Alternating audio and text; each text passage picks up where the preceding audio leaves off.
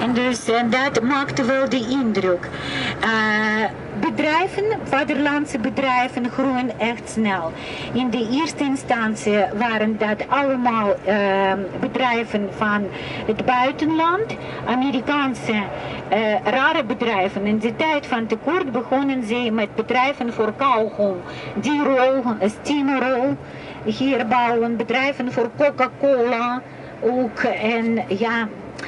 En toen werden die mensen die aandelen hebben in al die bedrijven enorm rijk geworden. De eerste rijke mensen waren allemaal criminelen en partijleiders van die partijkas. Omdat die partijkas was enorm vol en hoeveel geld daar precies zat en waar is die kas verdwenen na de val van communisten is nog steeds onzeker. Maar wij zien dat al die miljonairs en miljardairs van Rusland toch een communistische verleden hebben. Dus nu weten wij precies waar die partijkas, die geld van de volk verdwenen is.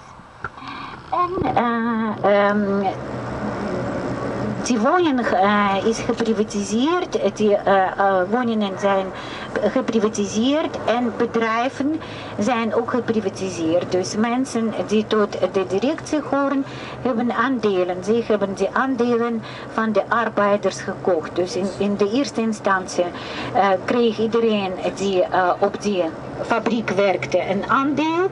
Dat was een papier en die ondernemende mensen hebben dat gekocht van die mensen.